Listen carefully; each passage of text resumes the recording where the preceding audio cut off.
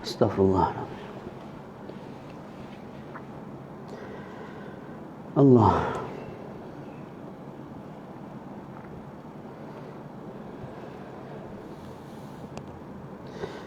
Ya Allah.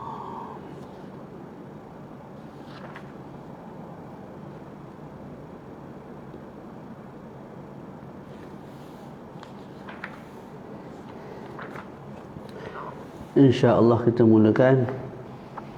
Bismillahirrahmanirrahim. Alhamdulillahi Rabbil Alamin. Wassalatu wassalamu ala sayyidil mursalin wa ala alihi wa sahbihi ajma'in.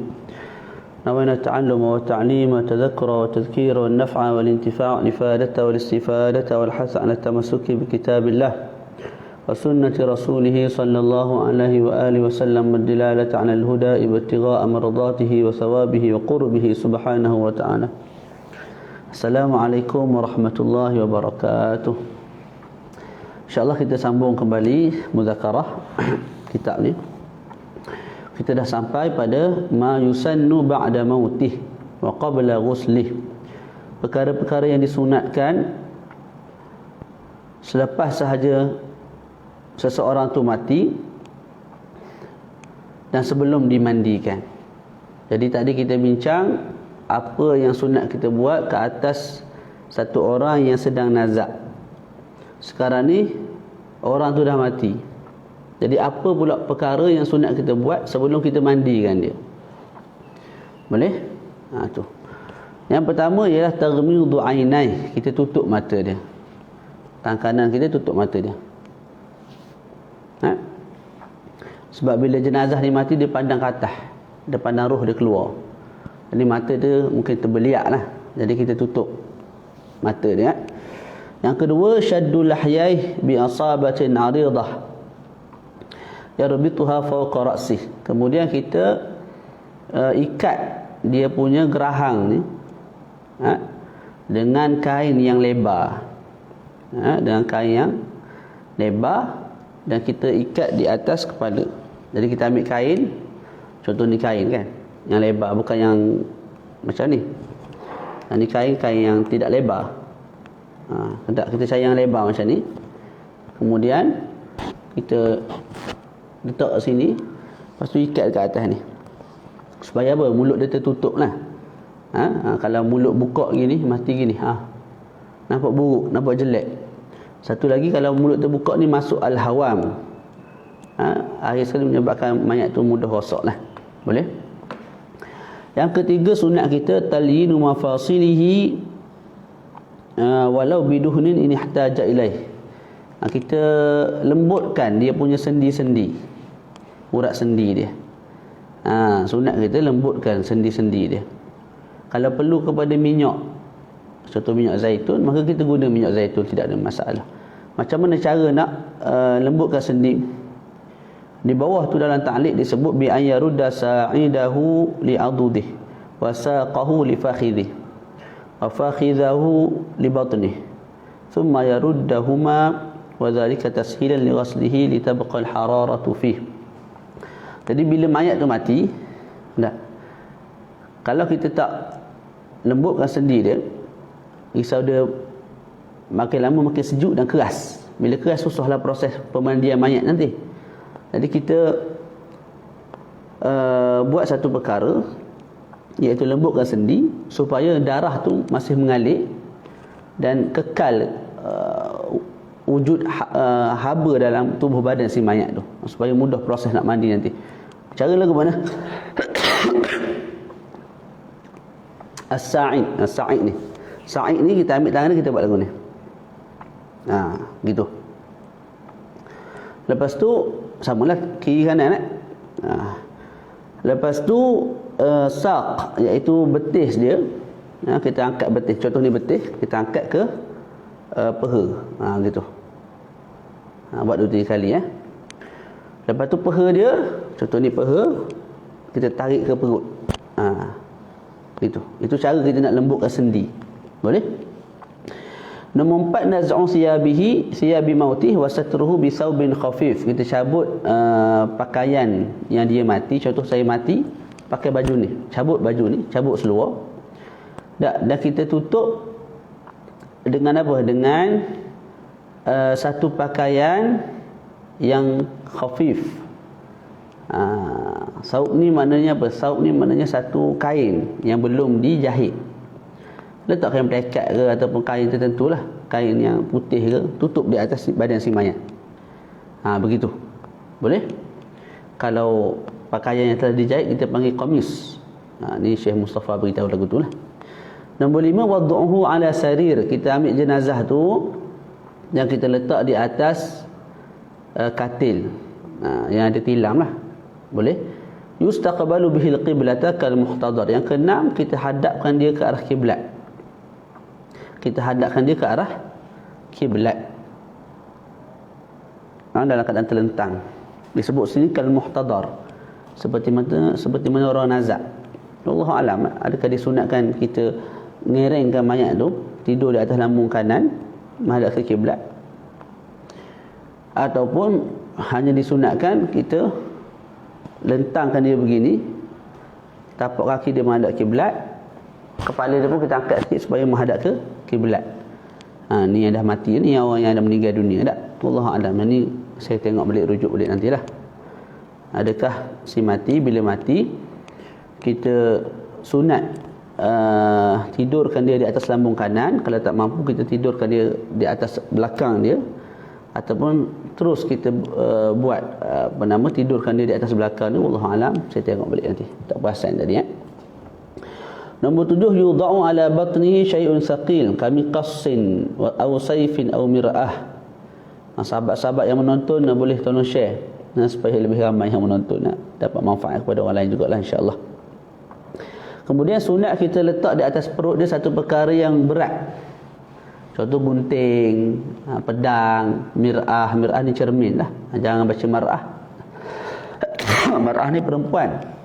Jadi disunatkan letak di atas perut si mati satu perkara yang berat, iaitu seperti perempuan. Puaslah lagu tu. Bini duduk atas perut suami, keluar tarik-tarik. Mir'ah, bacanya mir'ah, letak cermin. Jadi kalau tengok contoh, benda tu tak terlalu berat lah. Kita bukan ambil batu bata letak atas perut. Kita ambil sekadar gunting ataupun benda-benda yang agak berat, letak di atas perut dia. Kalau letak mushaf, apa hukumnya? Kita ambil Quran letak atas perut dia, makruh. Hukumnya makruh. Boleh? Sebab apa kita buat lagu tu?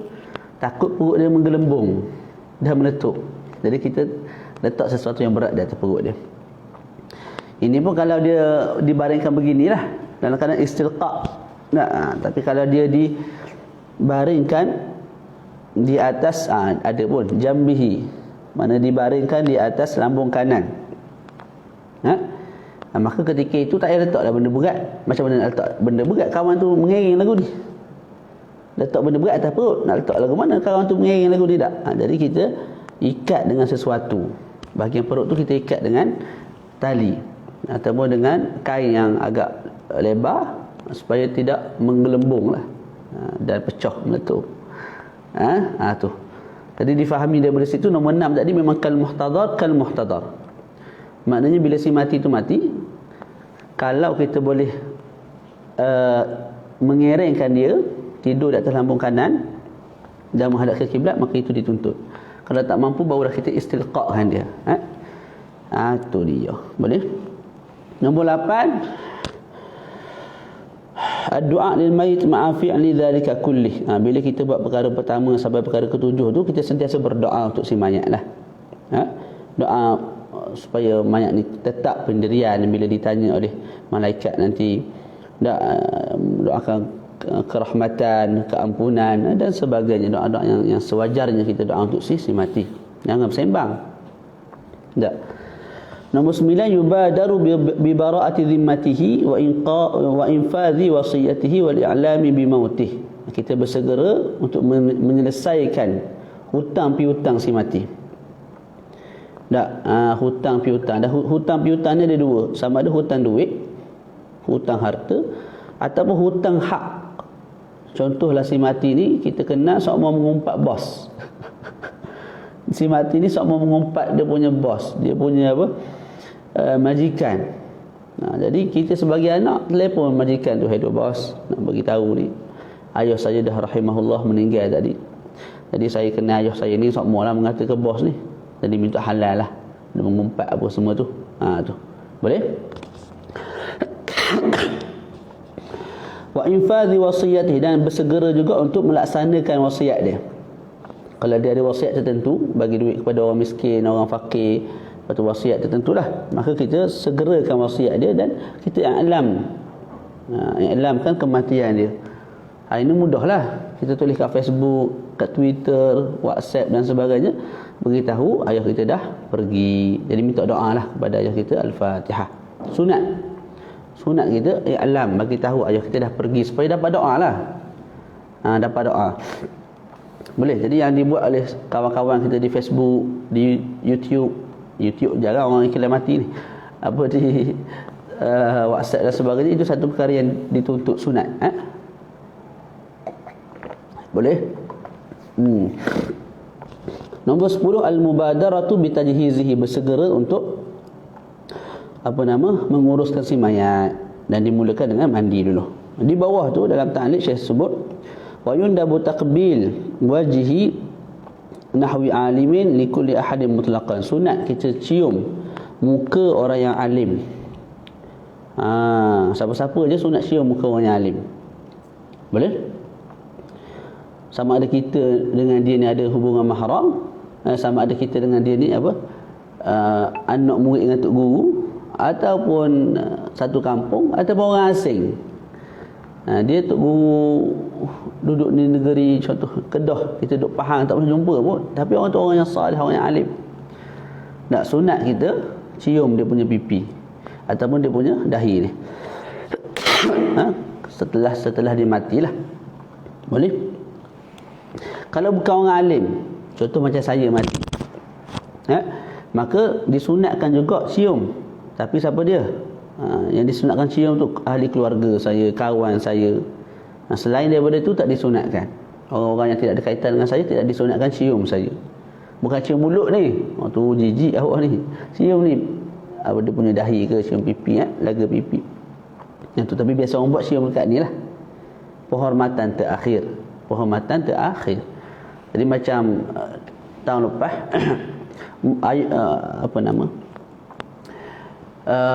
mak saudara saya meninggal. Mak saudara yang rapat jugalah, rapat dengan saya. Jadi bila tahu kematian tu, kita tergerak daripada Paluk ni ke Kelantan. Selesai kebumi talqin apa semua tu, sebelum dikebumikan, lepas mayang tu, ahli keluarga diizinkan untuk mencium si jenazah. Jadi saya pun ambil peluang cium si jenazah. Boleh? Cium bahagian ni lah. Itu sunat tu. Boleh? Jadi orang alim, semua orang sunat cium. Kalau orang tu tak alim, orang biasa sahaja, maka apa? Kawan-kawan dia, ahli keluarga dia sunat cium. Kemudian Syekh sebut hukumu tajhizil mayyit fardhu kifayatin ala man alima bihi minal muslimin al-mukallafin. Fala yakfi fi'lul malaikati awin nisa'i awis sabiyyi illa in ta'ayyana alaih, wa yakfi ghuslul jinni inda ramli khilafan li Ibn Hajar. Jadi Syekh sebut kat sini apa dia? Hukum pengurusan jenazah. Hukumnya fardu kifayah. Fardu kifayah, bukan fardu ain, fardu kifayah. Fardu kifayah itu pula ke atas siapa? Ala man alima bihi minal muslimin al-mukallafin, ke atas orang yang tahu daripada kalangan orang Islam yang mukallaf. Contohnya Zaid meninggal dunia. Fardu kifayah ke atas orang Islam yang mukallaf, yang tahu kematian dia. Tu. Jadi kalau orang tak tahu kematian dia, contohnya kampung A meninggal, seorang insan iaitu Zaid di kampung A meninggal, orang kampung B tidak menguruskan jenazah tersebut sebab tidak tahu akan kematian si jenazah, tidak ada masalah. Ataupun negeri Pahang, negeri Sembilan, orang di negeri Sembilan meninggal, orang Pahang tidak uruskan, tak ada masalah sebab kita tak tahu dia mati. Jadi fardu kifayah tu tidak terkhitab kepada kita lah. Fardu kifayah tu tertuju kepada orang yang tahu akan kematian si mayat, dan orang tu mesti Islam dan juga mukallaf. Boleh? Melainkan kalau jiran. Jiran tak tahu ke tahu, dia berdosa kalau dia tidak uruskan si mayat. Kalau orang lain tak uruskan, dia pun tak uruskan juga, dia berdosa. Contoh Zaid meninggal, jiran dia Abu, duduk sebelah rumah Abu. Zaid tu mati sampai bergulat dah 3 hari, tak ada orang uruskan. Orang kampung lain memang tak tahu dah. Zaid ni disebabkan dia jiran, walaupun dia tak tahu dia berdosa. Sebab apa? Sebab hak jiran ni, bila jiran dia tak ada dalam 2-3 hari, sepatut dia dah kelang kabut dah, dia gelisah dah. Dia tanya khabar, WhatsApp kan ke mana. Boleh? Jadi ada satu kumpulan yang sekalipun dia tidak tahu jenazah tu mati, dia berdosa kalau tidak ada orang lain yang uruskan, dan dia juga tidak uruskan, iaitu jiran. Hak kejiranan begitu dalam Islam. Ini sampai jiran mati, sampai bulat dah, busuk dah, jiran tak tahu. Tu jiran berdosa, dipertanggungjawabkan nantilah di akhirat kelak. Okey, jadi disebut kat sini fardu kifayah ke atas orang yang Islam. Maka kalau orang jadi tidak dianggap sebagai fardu kifayah ke atas orang yang kafir, tidak dianggap sebagai fardu kifayah kepada orang yang bukan mukallaf. Lepas tu Syekh sebut fala yakfi fi'lul malaikah, tidak memadai pengurusan jenazah dilakukan oleh malaikat ataupun perempuan ataupun budak kecil. Tidak memadai. Cuma ini ada dia punya ada tafsilan dia lah, ada tafsilan dia. Sebab kita dalam pengurusan jenazah ni ada apa? Mandi, lepas tu kafan, lepas tu apa nama lagi? Solat, lepas tu tanam. Okey. Kalau contoh mandi budak kecil boleh, tidak ada masalah. Contoh ada mayat mati, lepas tu budak kecil ni tengok, jom kita mandikan sama-sama, dia pun pakat mandikan jenazah tu, sah, tidak ada masalah. Sebab mandi jenazah ni, niat mandi jenazah sunat. Jadi memadai kalau yang memandikan itu sekadar budak kecil. Hatta orang kafir mandikan jenazah sah, tidak ada masalah. Tapi kalau sembahyang mesti lelaki lah. Lelaki. Kalau tidak ada lelaki, barulah budak kecil. Perempuan yang ada kena suruh budak kecil sembahyang untuk jenazah. Kalau budak kecil tak nak juga, tembur lari. Dah, orang suruh sembahyang jenazah tak nak, lari kawan tu. Dak ketika itu barulah berpindah kepada wanita. Wanita sembahyangkan jenazah dan gugur kefarduan fardu kifayah. Itu akan dibahaskan satu persatu dalam bab sembahyang jenazah, mandi jenazah lah. Tapi secara ringkasnya begitu, dia ada tafsilan, perincian dia. Jadi saya sebut yakfi ghusl jinni inda ramli khilaf Ibn Hajar. Jenazah mati, yang memandikan jenazah tu jin, memadai ataupun tidak. Di sisi Imam Ramli sebut tidak ada masalah. Imam Ibn Hajar sebut tidak memadai, mesti manusia yang memandikan manusia, tak ada jin. Kalau jin tidak sah. Terus dhabitul mayit alladhi yajibu tajhizuhu kullu muslimin ghairi syahidi wa ghairi siqti.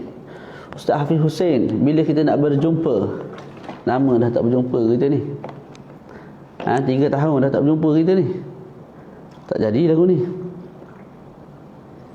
Mari faham raja-raja lah, mari mahat kawan ni, bagi tausiah sikit budak-budak ni, malah ngapa. Bismillah.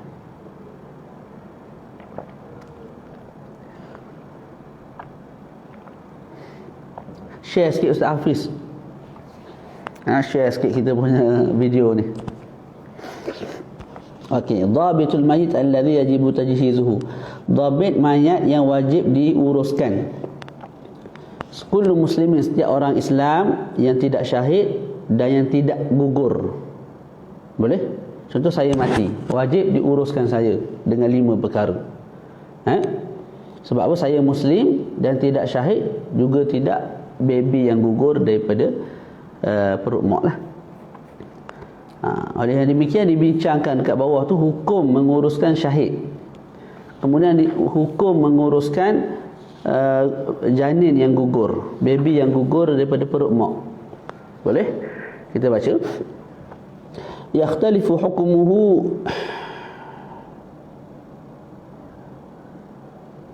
hukmu tajhiz syahid. Hukmu tajhiz syahid, hukum menguruskan jenazah yang mati syahid. Pertama kita sebut dinamakan syahid kerana syahid ni mana disaksikan.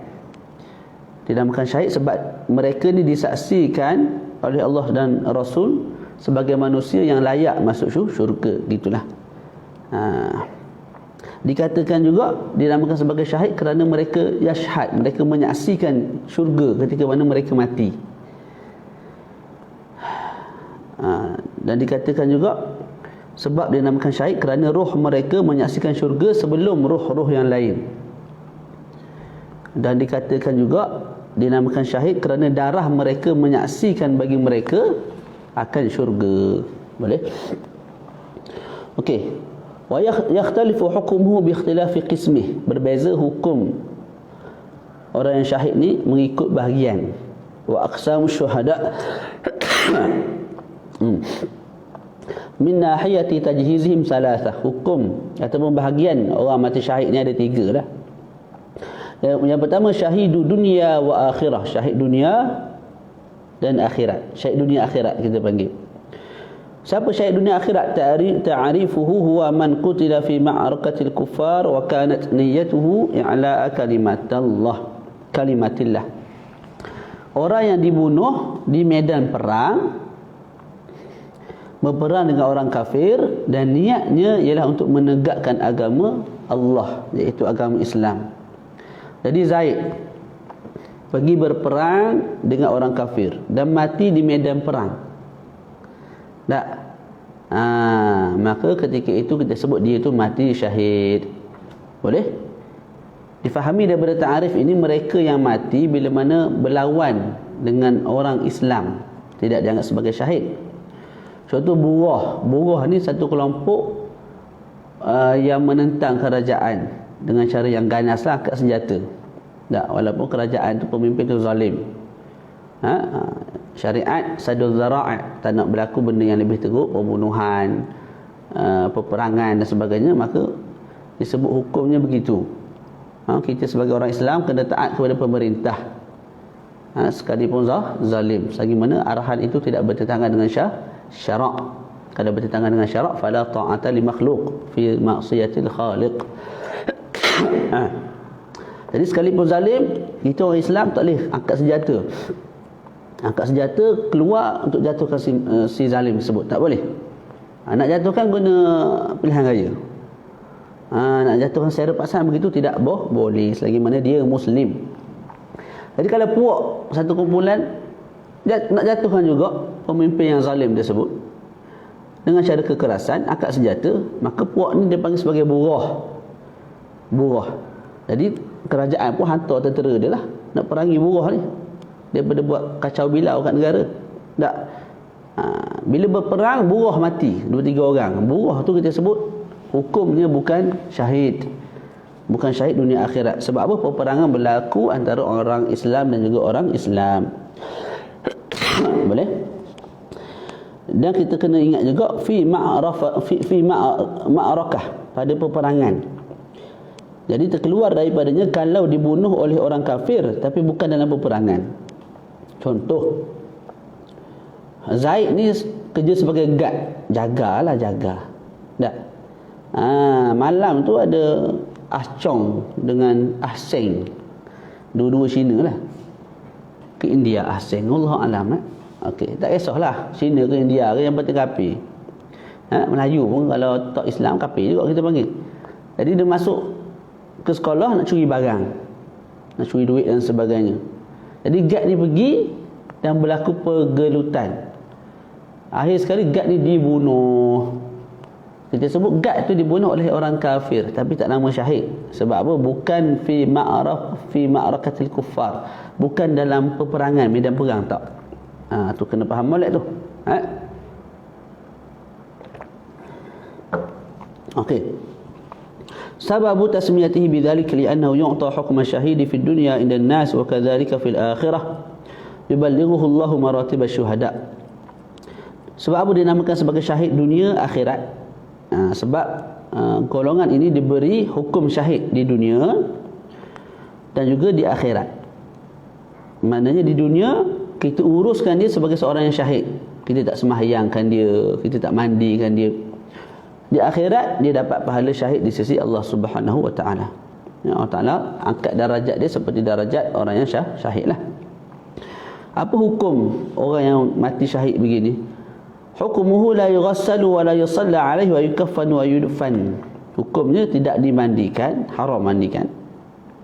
Tidak disembahyangkan, tak, tapi dikafankan dengan baju-baju dia yang berdarah tu. Kalau tak cukup baru tambah kain lain. Wajudufan, kemudian ditanam.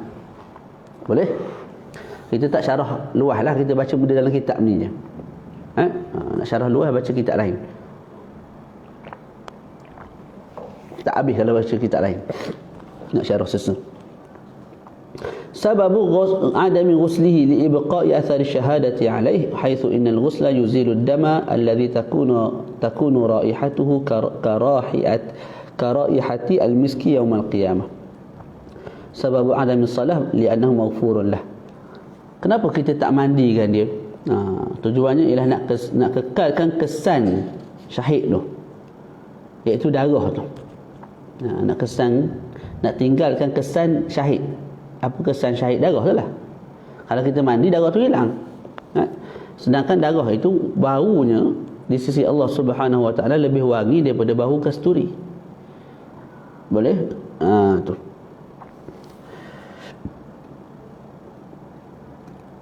Jadi walaupun darah tu najis, kita tak hilangkan daripada tubuh badan dia. Kita tanam dengan najis-najis darah tu sekali, tidak ada masalah. Berbeza kalau najis tu bukan darah, contoh air kencing, tahi, sama ada tahi dia ataupun tahi binatang, kuda dan sebagainya, maka kita sebut wajib dihilangkan najis tersebut, tahi tu, sekalipun mengundang kepada hilangnya darah. Maknanya contoh kat tangan ada darah, kat tangan tu juga ada air kencing. Bila kita basuh air kencing, darah tu sekali hilang, tidak ada masalah. Tidak ada masalah. Okay, sebab apa pula kita tak boleh mandikan, tak boleh sembahyang dengan dia? Sebab dah diampunkan dosa. Kita sembahyang jenazah ni nak minta Allah Ta'ala ampunkan dosa dia. Kawan ni dah diampunkan dosa dah, nak sembahyang benda lagi? Boleh? Jadi sampai peringkat tu Allah Ta'ala nak tunjuk kawan ni tak ada dosa, diampunkan dosa sebab mati syahid. Dalilnya apa? Tak payah sembahyang, ampun dosa, settle. Tu. Jadi hukumnya apa? Orang yang mati syahid dunia akhirat ni haram dimandikan dan juga haram disembahyangkan, wajib dikafan dan juga wajib ditanam. Selesai. Syahid yang kedua kita panggil syahidu dunia, syahid dunia. Ta'rifuhu huwa man mata fi ma'rakatil kuffari wa kanat niyyatuhu dunyawiyatan kanailil ghanaimi aw as-sum'ati bainan nas. Ta'rif bagi syahid dunia ialah mereka yang mati di medan perang menentang orang kafir, tapi niat tak comel, niatnya kerana dunia. Contohnya nak dapatkan harta ghanaim, ghanimah, harta rampasan perang, ataupun nak digelar, dipuji sebagai jago, sebagai pemberani, sebagai pejuang dan sebagainya. Nah, itu kita panggil syahid dunia. Zaid pergi perang tentang orang kafir, melawan mati. Tak, niat tak baik, kita sebut syahid dunia. Sebab apa nama syahid dunia? Sababu tasmiyati bidzalika li'annahu yu'ta hukma syahidi fil ahkam ad-dunyawiyyah wa la yu'ta martabata syuhada yaum al-qiyamah bisababi niyyatihi ad-dunyawiyyah. Dinamakan sebagai syahid dunia kerana dia diberi hukum hakam syahid di dunia sahaja, tidak di akhirat. Maknanya di dunia dia sebiji macam syahid dunia akhirat. Haram kita mandikan dia, haram kita sembahyangkan dia, wajib kita tanam dan juga wajib kita kafan. Ustaz, kawan tu niat tak ikhlas, jadi kenapa kita nak hukumkan dia seperti syahid dunia akhirat?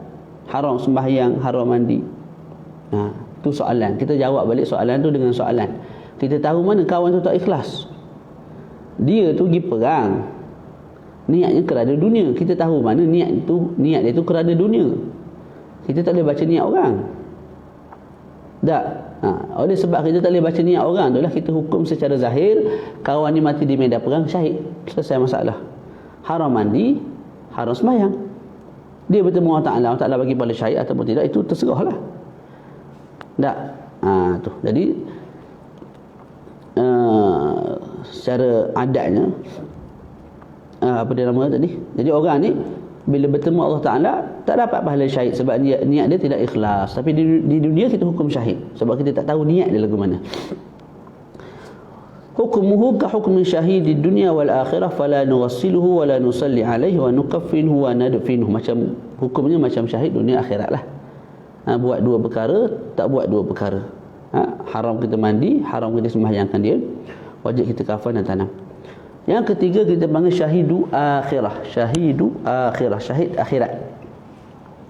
Wahum kathirun awsalahum ba'duhum ila sab'ina kaman qutila duna malihi aw nafsihi aw irdihi wal mabtun wal ghariq wal hariq. Jadi syahid akhirat ni ramailah, banyak. Sebagian ulama sebut sampai 70 jenis kumpulan manusia yang bila mati dianggap sebagai syahid akhirat. Contohnya orang yang mati kerana mempertahankan harta dia. Orang yang mati kerana mempertahankan nyawa dia. Orang yang mati kerana mempertahankan maruah diri dia daripada dirogol, diraba dan sebagainya. Orang yang mati kerana mabtun. Mabtun ni terjemuh literal sakit perut. Tapi Syekh Mustafa sebut mabtun sini lebih umum. Iaitu sakit dalaman. Mabtun ay al-marad fil batin. Jadi sama ada sakit perut ke, sakit ginjal ke, sakit buah pinggang ke, sakit apa-apa sekalipun yang berkait dengan dalaman manusia dianggap sebagai mabtun. Mati sebab tu insya-Allah mati syahid. Dan COVID-19 ni mati insya-Allah mati syahid lah. Sebab sakit dalaman. Dia pergi pada paru-paru, radang paru-paru apa bagai tu. Tak. Wal ghariq, mati sebab lemas. Wal hariq, mati sebab apa? Terbakar. Begitu juga mati disebabkan tanah runtuh ataupun rumah runtuh. Mati dalam keadaan ghariban. Ghariban macam sahabat kita Ustaz Amin yang pergi ke Mesir, belajar di Mesir di tempat orang, tak, hidup sangat sederhana. Dengar cerita mak ayah dia banyak duit, orang kaya lah, tapi hidup dia sangat sederhana. Yang penting boleh belajar, boleh tanya soalan pada syekh, boleh mengaji. Itu dia punya ham dia. Tak. Mati kat Mesir, ditanamkan di Mesir, disaksikan oleh para masyayikh. Jadi insya-Allah tu syahid. Dia syahid atas nama gharib dan syahid atas nama penuntut ilmu. Penuntut ilmu ni kalau mati, walaupun mati atas katil, dia dipanggil sebagai syahid insya-Allah. Tapi yang tuntut ilmu sungguhlah, kita ni Allah alam dah tuntut ilmu ataupun tuntut makan, tuntut duit, Allah alam. Nak kita pergi Mesir tak mengaji sangat, banyak rehat, pergi melancong. Jadi tak tahu kita tuntut apa. Boleh jadi tak layak dipanggil penuntut ilmu. Allah alam.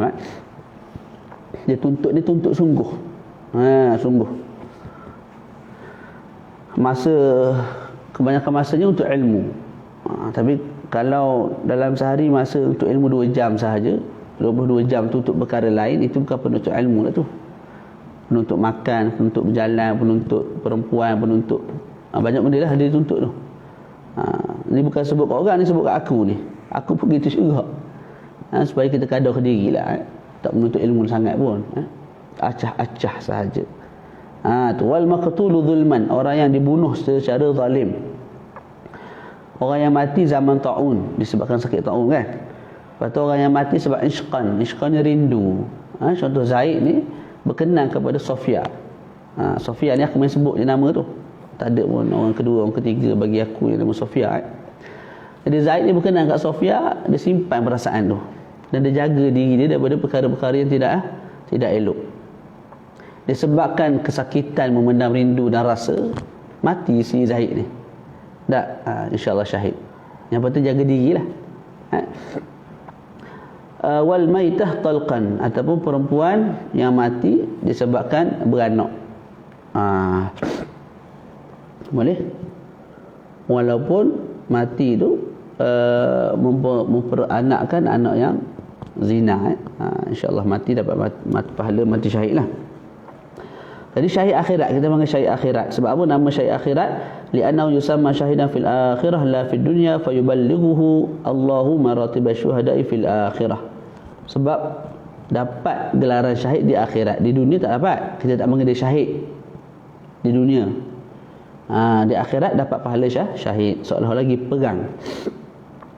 Hukum dia ka hukmi ghairi syahidi fayughassal wa yukaffan wa yusalla alaihi wa yudfan. Hukum macam hukum manusia yang biasalah. Wajib kita buat 4 perkara tu: mandi, kafan, sembahyang dan juga tanam. Itu syahid akhirat, kita wajib buat semua perkara kat atas diri dia. Kama qala sahibu safati zubat al-ghuslu wat-takfinu was-salatu alaihi thumma ad-dafnu mafrudatu kifayatan wa man syahidan yuqtalu fi ma'arakil kufari la yughassalu wa la yusalla bal 'ala al-ghariqi wal hadmi wal mabtuni wal hariqi. Itu matan zubat. Malik apa tu? Tapi saya tak apa juga. Tu. Kemudian kita masailu fi syahidil ma'arakah, masalah-masalah yang berkait dengan syahid di medan perang. Syekh bawa 4 masalah. Yang pertama, yushtaratu fi syahidil ma'arakah an yakuna mautuhu bisababin min asbabil qital la bisababin akhar kamarad. Disyaratkan untuk diberi nama, digelar syahid di medan perang, sama ada syahid dunia akhirat atau syahid dunia, mesti mati itu disebabkan perang. Mesti mati itu disebabkan perang. Perang kena bunuh dengan si musuh. Itu mati sebab perang. Ditembak, mati sebab perang. Dan ada pun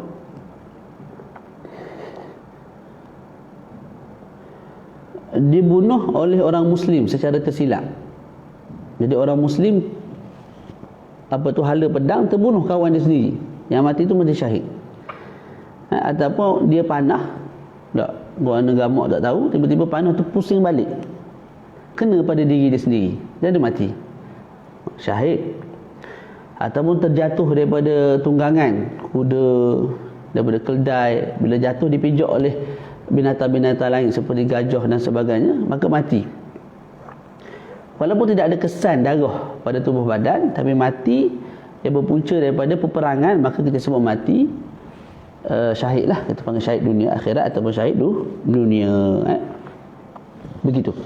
La bisababin akhar kamarat. Berbeza kalau mati itu sebab sakit. Dia pergi perang.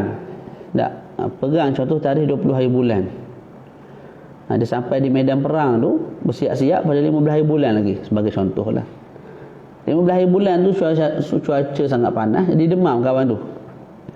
Demam sehari, demam 2 hari. Tak, test saliva test COVID-19. Contoh. Kemudian kawan tu pula ada sakit jantung lah, sakit tu, sakit ni. Akhir sekali meninggal. Meninggal di medan perang. Kawasan perang lah tu. 20 hari bulan nanti nak perang. Tapi dia mati tu sebab apa? Sebab sakit. Bukan sebab perang. Maka tidak dipanggil sebagai syahid. Kita kena uruskan dia seperti mana orang biasa. Faham betul? Tu dia. Nombor 2. Wa yushtaratu kadzalika ayyamuta athna al-qital. Share sikit Ustaz Muhammad. Ahbab-ahbab yang menonton share sikit. Kita punya live ni. Tu. ويشترط كذلك أن يموت أثناء القتال وأما إذا مات بعد انقضاء الحرب فلا يسمى شهيدا إلا إذا كان سببه القتال وكان في حركة مذبوح أي ليس فيه حياة مستقرة أي ليس فيه إسماء وإبصار اختياريان. Okey, yang kedua, masalah yang dibawa ialah disyaratkan juga untuk dinamakan sebagai syahid al-ma'arakah, mesti seseorang tu mati ketika sedang berperang. Boleh? Ketika mana sedang berlakunya peperangan. Adapun mereka yang mati selepas habisnya peperangan, maka tidak dinamakan sebagai syahid. Perang Lepas tu menang, balik rumah, sebulan lepas tu meninggal, 5 hari lepas tu meninggal. Dia mati kat mana? Mati kat rumah, bukan mati ketika mana sedang berperang. Maka kita sebut bukan syahid, bukan syahid. Melainkan kalau sebab dia mati tu ialah berpunca daripada peperangan. Dalam masa yang sama, dia tu hidup dalam keadaan apa? Nyawa-nyawa ikan. Harakatil mazbuh ni kita sebut nyawa-nyawa ikan lah bahasa kita. Tidak ada padanya hayah yang mustaqirah, yang tetap. Apa hayah mustaqirah? Hayah mustaqirah ni fihi isma'un wa ibsarun ikhtiyarani. Kalau yang laisa fihi hayatun mustaqirah ialah laisa fihi isma'un wa ibsarun ikhtiyarani. Gini cerita dia, orang tu pergi perang, Muhammad pergi perang. Dalam perang tu apa dia kena kena pedang kat sini. Lepas tu kena pedang kat sini. Lepas tu kena pedang kat sini. Lepas tu kena pedang kat peha. Banyaklah tempat kena pedang tu, tapi tak mati. Tak mati. Habis perang, umat Islam menang. Alhamdulillah. Jadi masing-masing bersiap untuk baliklah. Yang sakit ni diberi ubat dan diangkat untuk pulang ke rumah. Si Muhammad ni bila dipotong kat sini, dipotong kat sini, sini pun ada kesan hentakan pedang dan sebagainya. Jadi banyak darah yang keluar. Jadi ketika dalam medan perang tu dia dah nyawa-nyawa ikan. Apa nyawa-nyawa ikan? Dia tidak ada penglihatan dan pendengaran yang ikhtiar. Tidak ada penglihatan dan pendengaran yang ikhtiar. Boleh? Tu. Ketika itu contohlah bawa sampai di rumah, sehari lepas tu mati. Kita sebut dia tu mati syahid ma'rakah. Sebab apa? Sebab dia di medan perang walaupun belum mati, tapi dia hidup tu hidup nyawa-nyawa ikan. Luka banyak sangat, darah banyak keluar sangat. Jadi mati dia tu berpunca daripada perang tu. Kalau tak perang tak mati kawan tu. Tak. Maka ketika itu juga kita sebut sebagai syahid dunia akhirat ataupun syahid akhirat. Berbeza dengan orang yang luka sikit. Ghalib kebiasaannya luka tu tidak menyebabkan kematian. Dia balik rumah 5 hari lepas tu mati. Yang tu kita sebut bukan syahid dunia akhirat lah. Dia mati tu sebab lain, bukan punca daripada perang. Mentelah lagi bila balik tu dia bukan berada dalam keadaan nyawa-nyawa ikan, bukan dalam keadaan harakah mazbuh. Boleh? Itu. Seterusnya nombor 3, wa yushtaratu aidan an yakuna fi ma'rakatil kuffar amma fi qitalil bughah falaysa bi syahidi dunya wala akhirah. Kita sebut dah tadi. Disyaratkan juga untuk dinamakan sebagai syahidul ma'rakah, mesti berperang tu dengan orang kafir. Jadi kalau perang sama-sama orang Islam, tak, contohnya bughah tadilah, maka yang bughah mati ataupun pihak kerajaan, tentera pihak kerajaan mati, kita sebut kedua-duanya tidak dinamakan sebagai syahid dunia, juga tidak dinamakan sebagai syahid akhirat. Boleh? Nombor 4, maknanya wajib diuruskan seperti orang biasalah. Nombor 4, yundabu an yukafana fi thiyabihil mulattakhati biddam allati mata fiha illa qatbihi wa kafahu wa illa tumima bima yakfih. Yang keempat, disunatkan kita kafankan si mayat dengan baju dan pakaian yang dia pakai ketika perang. Jadi kawan ni perang, kena tusuk sana tusuk sini, mati. Dia baju penuh dengan darah lah. Kita kafankan dia dengan pakaian tu sendiri. Ustaz, pakaian tu tak cukup, boleh tambah dengan kain yang lain lah. Dengan kain yang lain. Faham tak? Okey, selesai kat situ hukum mengenai syahid. Kita berpindah kepada hukum apa dia? Hukum menguruskan orang yang gugur, baby yang gugur daripada perut ibunya, janin yang gugur. Kita baca hukumu tajhizil siqti. Ta'rifus siqt, apakah as-siqt? Baby yang gugur. Apa makna gugur? Gugur tu huwa alladhi kharaja min batni ummih qabla tamami ashhurihi wa hiya 6 ashhurin wa yakhtalifu hukmuhu bi ikhtilafi halatihi. Orang yang gugur ialah orang yang keluar daripada perut ibunya, gugur daripada perut ibunya sebelum sempurnanya bulan. iaitu sebelum sempurnanya 6 bulan. Ini kalau tak silap khilaf. Sebahagian sebut sebelum sempurnanya 4 bulan. Tapi kita baca kitab ni, kita sebut benda yang ada dalam kitab ni je. Jadi mereka yang gugur sebelum cukup 6 bulan dipanggil sebagai orang yang gugur. Orang yang gugur. Mereka yang jatuh daripada perut mak, baby-baby yang jatuh daripada perut mak sebelum cukup 6 bulan dipanggil orang yang gugur. Hukumnya berbeza mengikut keadaan. Halatu siqti salasatun wahiyya. Keadaan-keadaan baby yang gugur ni ada 3 lah. Yang pertama, in zaharat fihi amaratul hayah kastihlalihi.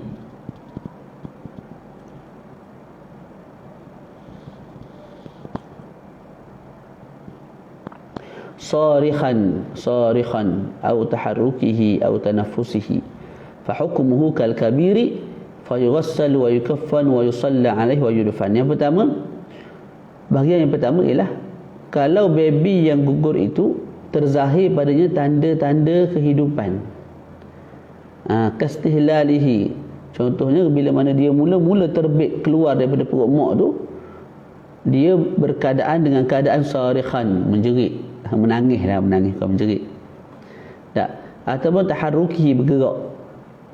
Ataupun tanaffusi, bernafas. Itu semua tu tanda-tanda hidup lah tu. Tak. Maka ketika itu hukumnya seperti orang besar, wajib dibuat kepadanya 4 perkara: mandi, kafan, tanam dan sembahyang. Sembahyang dan tanam.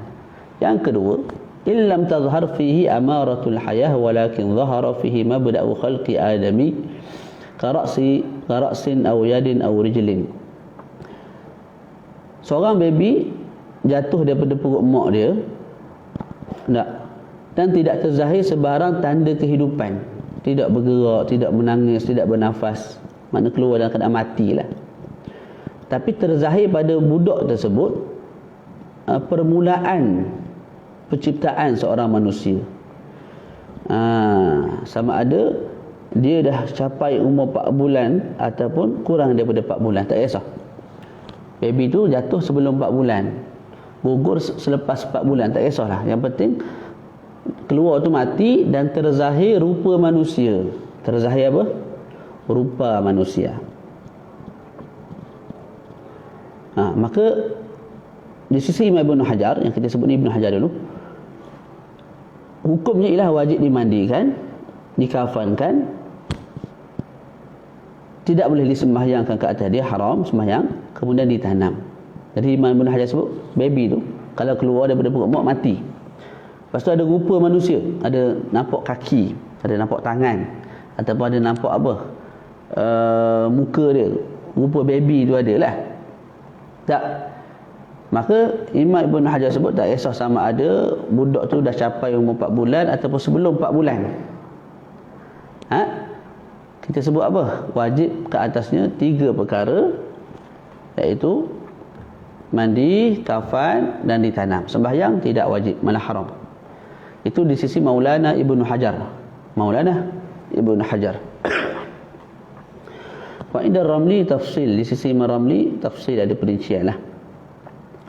In kharaja qabla 6 ashhurin fayughassal wa yukaffan wa la yusalla alaihi wa yudfan. Imam Ramli sebut kalau baby itu keluar sebelum cukup 6 bulan, maka sama macam tadi. Sama macam pandangan Imam Ramli tadi. Sama seperti pandangan Imam Ibn Hajar tadi. Apa dia? Wajib mandi, wajib tanam, wajib kafan dan haram sembahyang. Itu apa kalau keluar selepas kalau keluar sebelum 6 bulan, sebelum 6 bulan. Wajib 3 perkara, yang diharamkan hanya sembahyang. Wa in kharaja ba'da 6 ashhurin fakal kabir fayughassal wa yukaffan wa yusalla alaihi wa yudfan. Kalau keluar selepas 6 bulan, maknanya keluar selepas ditiup roh secara yakin, maka hukumnya seperti orang besar. Seperti orang besar, galibnya 4 bulan tu dah ditiup roh. Ini dah 6 bulan, lebih daripada 6 bulan kan. Maka apa? Hukumnya seperti orang besar, wajib buat 4 perkara lah: dimandi, dikafan, ditanam, disembahyang, ditanam. Kesimpulan, Imam Ibn Hajar sebut kalau baby itu keluar dah ada rupa, sama ada baby itu cukup 4 bulan ataupun kurang daripada 4 bulan. 4 bulan Imam Ibn Hajar pada sudut 4 bulan. Maka wajib semua perkara kecuali haram sembahyang sahaja. Sembahyang tak boleh haram. Imam Ramli sebut ada perincian. Baby itu keluar dalam keadaan mati tapi ada rupa manusia. Maka di sisi Imam Ramli ada dua tafsir. Yang pertama, kalau keluar sebelum 6 bulan, maka hukumnya wajib semua perkara melainkan sembahyang haram. Tapi kalau keluar selepas 6 bulan, keluar tu mati tu, bukan hidup. Tapi selepas 6 bulan, maka fakal kabir, seperti orang besar, tak wajib semua perkara. Selesai. Boleh? Tu. Ini ringkasan ni, kitab ni ringkasan ni. Perincian yang detail-detail tu dalam kitab lain. Boleh baca Hasyiah Bajuri, boleh baca Fathul Wahhab, boleh baca Iqna', boleh baca Tuhfatul Muhtaj, boleh baca Nihayatul Muhtaj, boleh baca semua benda kita ada kalau nak baca. Kalau tak nak baca, tak payah baca. Tu. Boleh. Kita ringkas ni. Ustaz nak baca kitab ni. Dah ada benda tak baca langsung, baik baca. Ke mana? Bacalah kitab Tuhfatul Muhtaj. Tak faham kitab tu, saya tak reti kitab tu. Kitab besar. Jadi hari ni benda yang kita tak boleh buat banyak, kita buat sikit padan lah. Jangan tak buat langsung. Tak. Ustaz, susah lah belajar kitab-kitab turas ni. Belajar kitab yang moden ni. Yang diambil daripada kitab turas. Ke tak boleh? Boleh juga. Kita nak syadid setara mana? Syadid sampai orang tu tak mengaji terus. Dah kawan tu akal dia tak berapa nak syadid, masa dia tak berapa nak cukup. Nak ngaji turas susah. Nak balik dhamir apa bagai banyak benda lah. Makan masa. Tak. Belajar dengan Syekh nama Husam Ramadan, pening kepala. Ilmu pula ilmu makulat ni. Daripada kawan tu tak belajar langsung, baik dia belajar. Ustaz dia tak belajar mantik, Ustaz. Mantik tak belajar, ilmu makulat, benda ilmu-ilmu yang jenis susah tu lah. Baik dia belajar fiqh, belajar nahwu. Dia tak belajar langsung, baik belajar sikit. Tapi kalau boleh seruh masa kita untuk ilmu sepenuhnya, itu yang lebih baik lah. Zaman ni zaman di samping kita nak pergi jauh, kita kena raih juga orang ni, anak murid tu utamanya. Nak paksa setara mana. Tak boleh. Jadi sekurang-kurangnya bila belajar kita ni faham dah sedikit hukum tu, walaupun tidak secara terperinci sebagaimana ada dalam kitab turas, tapi ibu masail itu ada dalam kepala.